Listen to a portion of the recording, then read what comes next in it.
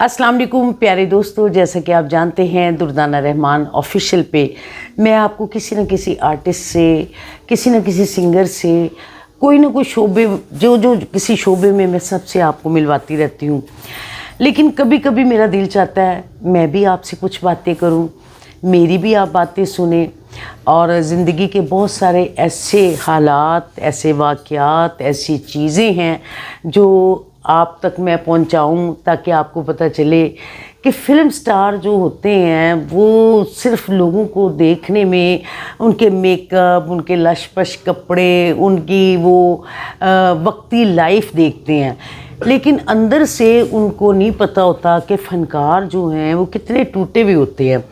तो बाकी ये है कि हम लोगों ने काम करना होता है, चाहे जितना भी दुख हो वो हमने दिल में रख के अपनी परफॉर्मेंस करनी होती है, क्योंकि हमारा काम ऐसा है कि हमने हंसना है तो आवाम ने हंसना है, हमने रोना है तो आवाम ने रोना है, चाहे वो नकली है चाहे वो असली है। तो इसी तरह मैं जब शुरू आई तो मैंने भी काम शुरू किए, जैसे ट्रेजिडी रोल मैंने बहुत सारे किए। मेरी एक फ़िल्म अनोखा दाज थी, आपको बड़ी अच्छी तरह वो फ़िल्म याद है। उसमें मुझे याद था कि मैंने एक सीन किया था जहाँ पे मेरा बाप और भाई मर जाता है, मर्डर हो जाता है। उनकी लाशें जब घर पे आती हैं और सबिया बेगम और आसिया बेगम और सुल्तान रई साहब और मैं, हम में जो एक सीन होता था वो ऐसा सीन था कि आप यकीन करें जब मैंने फ़िल्म देखी तो मैं खुद भी रोना शुरू हो गई कि मुझे नहीं पता चला कि मैंने इतना अच्छा सीन, इतना नेचुरल सीन किया कैसे। तो वो सब नकली बातें थी, लेकिन देखने वाले को वो असली लगती हैं, क्योंकि फ़न यही होता है कि आप जो भी काम आपको मिले आप उसके करैक्टर में बिल्कुल खुब जाएं और उसको वैसा ही बनाएं ताकि लोग कहें कि ये वाकई ये करैक्टर है। अब तो खैर आपको पता है फ़िल्म शो बिज़नेस इस वक्त बहुत डाउन चला गया है, कोई वैसी फ़िल्म नहीं बन रही कि जिसमें बंदा बड़ा आला परफॉर्मेंस करे और उसका अवार्ड का हकदार हो। बस अब तो आई चलाई चल रही है कि बस अव्वल तो बन ही नहीं रही, अगर कोई बन भी रही है तो वो कोई अपने हिसाब से एक्टर ले लेते हैं। लेकिन हमने काम किया बहुत मुश्किल फ़िल्मों में, और जिसमें आप यकीन करें पहले डबिंग होती थी कि हमने शूटिंग की है, शूटिंग के बाद हमने प्रोजेक्शन हॉल में जाके वो सीन देख के उसके साथ हमने पूरी डबिंग करनी है। कुछ लोगों को इन बातों का नहीं पता, वो डब करनी है, उसमें भी शिफ्टें लगती थी। फिर गाना पिक्चराइज़ करना है तो गाना तो मैडम नूरजहां का या किसी सिंगर का भी है, लेकिन उसको आपने वैसे उसके साथ आपने लिप्स मूवमेंट करनी है ताकि वो लगे इमाम को वो हम ही गा रहे हैं। तो दोस्तों इसी तरह शो बिज़नेस की बात करते हैं। बात ये कर रही थी कि मैंने कुछ फ़िल्में ऐसी की जिसमें बड़े डेंजरस, बड़े खौफनाक किस्म के मैंने सीन किए। आज मैं सोचती हूँ कि उस वक्त मैंने नहीं सोचा था कि यार मैं एक शूटिंग पे गई, इस फिल्म का नाम था हीरा लाल। तो उस शूटिंग पे ना हम लोग आउटडोर चले गए, तो उन्होंने घोड़े का, चोटी थी जो पहाड़ की, उस पर घोड़ा उन्होंने खड़ा कर दिया। अब उन्होंने मुझे आवाज़ दी, दुर्दाना बेगम आए आप उस घोड़े पे बैठे। तो मैं एकदम हैरान हो गई और मैं बड़ी परेशान हो गई कि चोटी पे घोड़ा है और उसके ऊपर मैं बैठी हुई हूँ, तो नीचे सारा स्टाफ है, मेरी अम्मी है, मेरी अम्मी की भी जान निकल गई और मैं भी बड़ी परेशान हो गई। खैर मैं उस घोड़े पे बैठ के, क्योंकि नीचे से वो बंदे ने पाँव पकड़े हुए थे, अब वहाँ पे एक्सप्रेशन था कि कोई डायलॉग बोलने हैं, कोई ऐसे करना है, तो अब वो एक्टिंग भी साथ करनी है और नेचुरल भी करनी है, और आप डर भी रहे हैं कि कहीं मैं इधर से एक ज़रा भी यूँ करे तो सब कुछ गया। तो बाकी ये ऐसी ज़िंदगी के बहुत सारे वाक़यात हैं शूटिंगों के। मैंने सोचा चले फ़ारग बैठी हुई हूँ, आपके साथ थोड़ी सी शेयरिंग करूँ, गपशप लगाऊँ। एक फ़िल्म थी मेरी पसूड़ी बादशाह, उसमें मैं बड़ा अच्छा जेब कतरे का लड़के का रोल किया मैंने। तो दोस्तों उसकी एक दिन शूटिंग थी कोको कोला फैक्ट्री में, तो वहाँ पे मेरा एक सीन था कि जीप में कुछ लोग मुझे पकड़ के लेके जाते हैं, तो जीप चल रही है, तो उन्होंने जब डायरेक्टर ने कहा कट, तो उन्होंने ब्रेक लगाई तो उन्होंने मेरे हाथ छोड़ दिए, तो मैं जीप पे उलट के गिर गई। आप यकीन करें कि मेरा सारा चेहरा जो था ना वो ब्लड से भर गया, और उसी वक्त उन्होंने मुझे हॉस्पिटल में एडमिट किया। उस वक्त मैं बहुत फिल्में कर रही थी।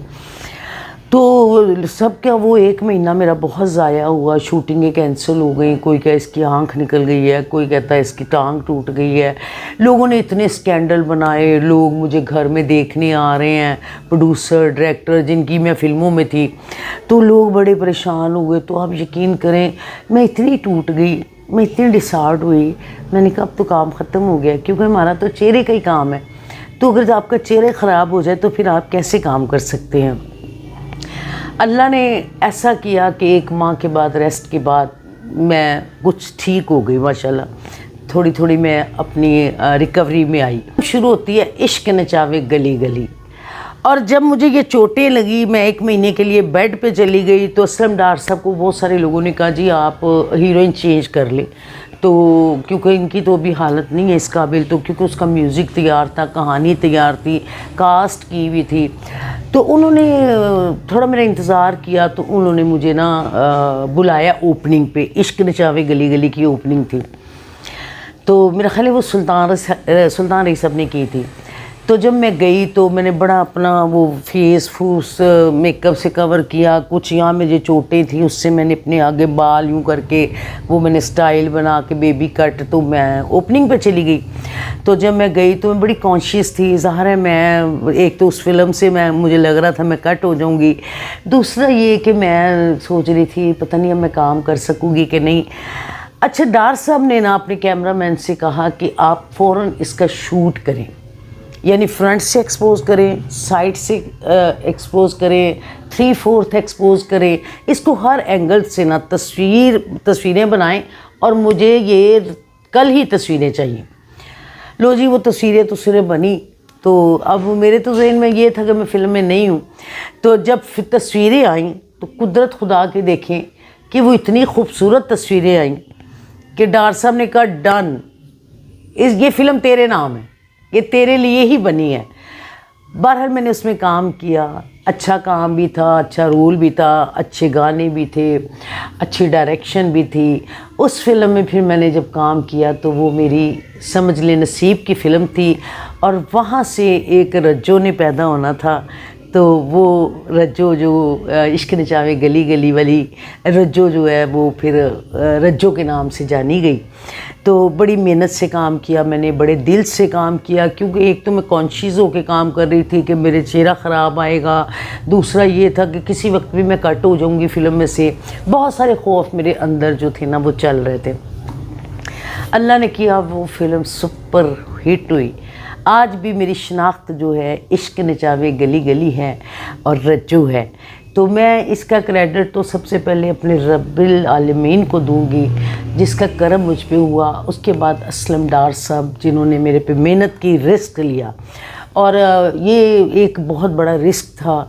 तो अल्लाह ने फिर मुझे इतना मेरा मुकाम बना दिया कि फिर हर फिल्म जो लोग मुझे उस तकलीफ़ में कट करना चाह रहे थे ना, वो उनकी अगली फ़िल्मों में भी मैं कास्ट होना शुरू हुई। फिर माशाल्लाह बहुत काम किया। इसी तरह ज़िंदगी के कुछ वाक़यात हैं जो आपसे शेयर करती हूँ, क्योंकि अब इस वक्त आपको तो पता है पिछले दिनों में जो हालात बने, मैं भी बहुत टूट चुकी थी।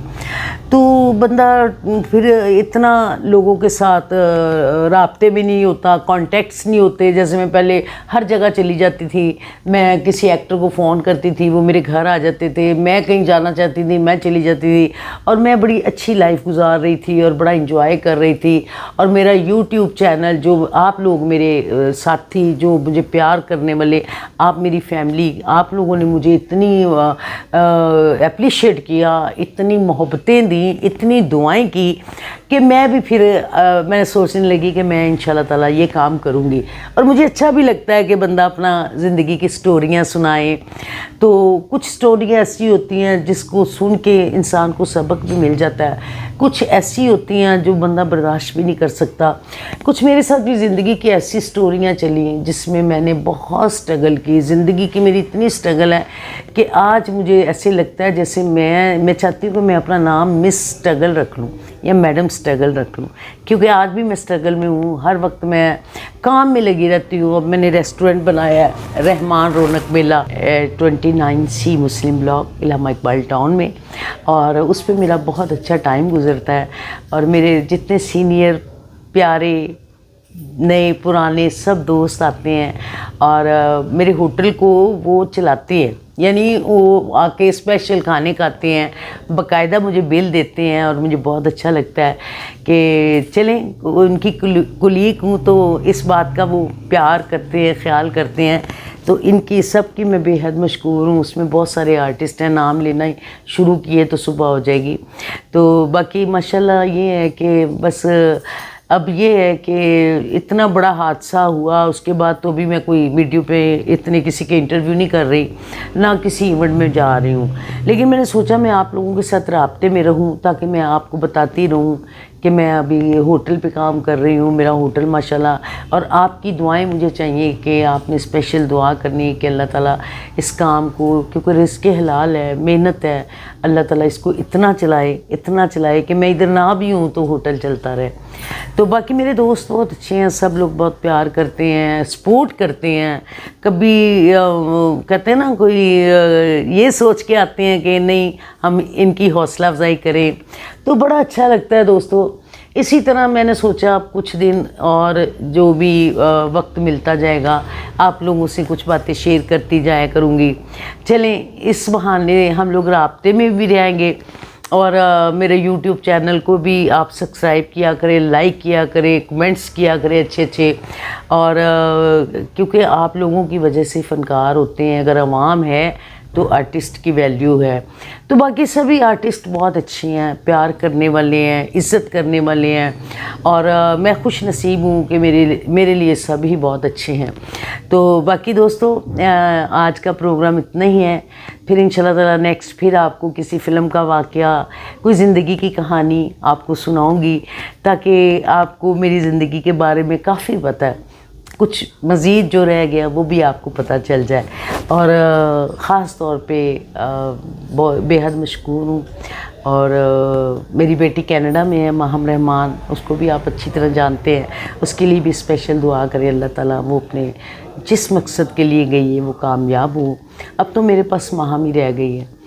तो बाकी ये है कि ज़िंदगी है, हर हाल में गुजारनी है, जैसा भी वक्त आएगा उसको बर्दाश्त करना पड़ेगा। अच्छा हो बुरा हो, जो अल्लाह ताला ने नसीब में लिखा है वो तो आपने गुजारना है। तो बहुत सारी मेरी भी दुआएं आपके साथ हैं। आप सलामत रहें, खुश रहें और मेरे वीडियो को ख़ास तौर पे लाइक किया करें ताकि मेरी हौसला अफजाई हो। तो इंशाअल्लाह ताला मिलते हैं किसी अगले प्रोग्राम के साथ। आपकी दुर्दाना रहमान, खुदा हाफिज़।